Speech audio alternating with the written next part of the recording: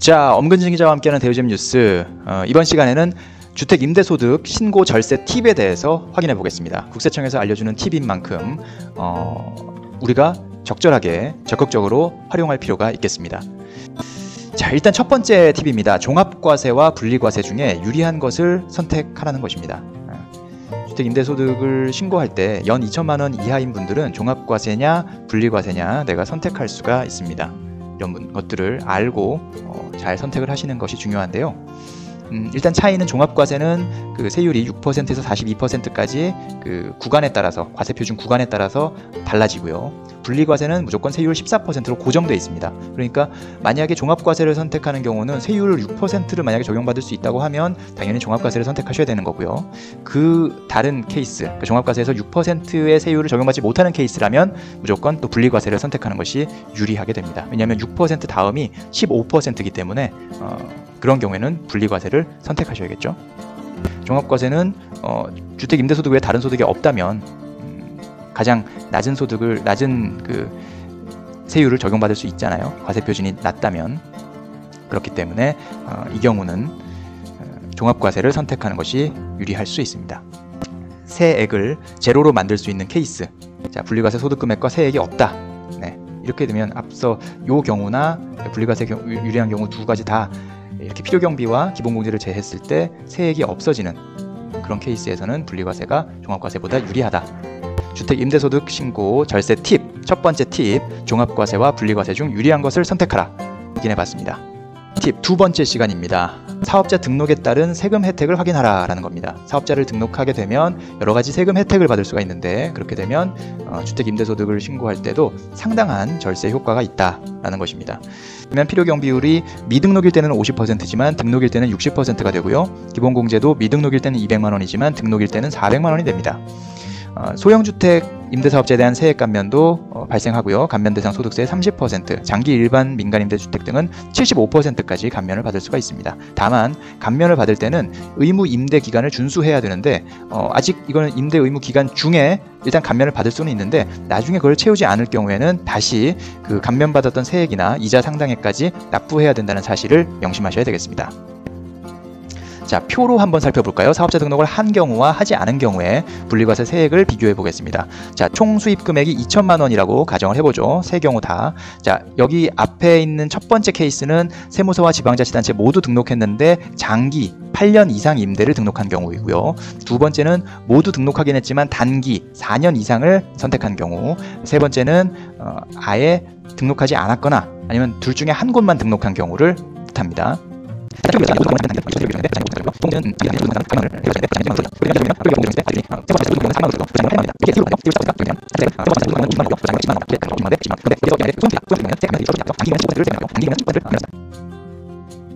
그래서 결정세액, 결국 최종 내가 실제로 납부해야 되는 세금은 세무서와 지방자치단체 모두 등록돼 있고 장기인 경우고 소형 임대주택이다. 그러면 2천만 원, 연 2천만 원의 수입에 대해서 14만 원만 내면 되고요. 세금을.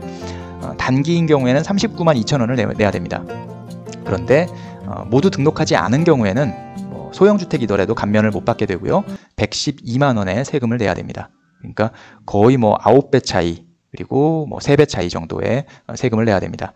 물론 여기서 가정은 주택 임대소득 외에 다른 종합소득 금액이 2천만 원 이하여야 하고요. 그리고 여기서 세무서와 지방자치단체 모두 등록한 경우 앞에서 이 첫 번째와 두 번째는 모두 등록한 케이스고 또 필요경비 그리고 기본공제 혜택 요건, 감면 요건을 충족한 경우가 여기에 해당됩니다. 그래서 이렇게 그 사업자 등록을 하게 되면 임대소득에 있어서 상당한 그 감면 혜택을 받는다는 사실을 알고 계시고 임대사업자 등록에 대한 판단을 내리시면 되겠습니다. 하지만 임대사업자 등록을 세무서와 지자체 모두 할 경우에, 특히 지자체에 할 경우에는 임대 의무가 발생하기 때문에 내가 이 임대 의무를 지키는 수가 있는지 그 어떤 세제 혜택만 생각하다가 임대 의무를 생각하지 않고 섣불리 판단하게 되면 나중에 곤욕을 치를 수 있기 때문에 내가 임대 의무를 잘 끝까지 지킬 수 있는지 여부를 판단하셔서 받을 수 있는 혜택을 최대한 받으셨으면 좋겠습니다. 세 번째 시간입니다. 앞서서 종합과세와 분리과세 중에 유리한 것을 선택하라. 또 임대사업자 등록을 해서 세액 감면 혜택을 봐라. 라는 두 가지 케이스가 있었고, 마지막으로 볼 것은 주택 수를 꼼꼼히 확인할 필요가 있다라는 겁니다. 이 공동 소유 주택은 경우 이 주택 수를 어떻게 판단해야 될지 좀 애매하고 헷갈리실 수가 있어요.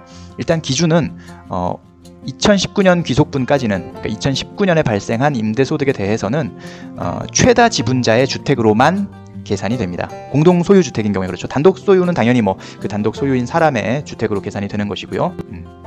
그래서 여기서 보면, 이 표에서 보면 김국세 본인이 있고 박타인이 있고 최3자가 있습니다. 근데 김국세가 다 공동주택을 4채를 소유하고 있는데 모두 보면 50%를 넘는 게 하나도 없어요. 제일 많은 게 49%를 보유하고 있는 거거든요. 그래서 김국세 같은 경우는 4채의 주택을 공동 소유하고 있으나 모두 소수 지분으로 과세 대상 판단 시에는 주택수에 포함되지 않는다라고 되어 있습니다. 이건 이제 임대주택, 임대소득세에 관련한 주택수 계산이라고 보시면 되겠습니다. 반면에 여기서 박타인 씨 같은 경우는 이렇게 지금 최다 지분을 갖고 있는 주택이 3채인 거죠. 그래서 3주택자가 되는 것이고요. 최3자 씨는 2채가 최다 지분자이기 때문에 2주택자가 돼서, 그러니까 2주택이 돼서 임대소득세를 뭐 월세를 받는지 전세를 받는지를 판단해서 이제 과세 대상인지 아닌지를 판단하게 되는 겁니다. 어쨌든 주택수를 확인하는 것도 이런 공동 소유 주택인 경우에는 이런 기준이 있으니까 이런 것들을 잘 확인하셔서 본인이 여기에 해당되는지를 확인할 필요가 있겠다는 겁니다.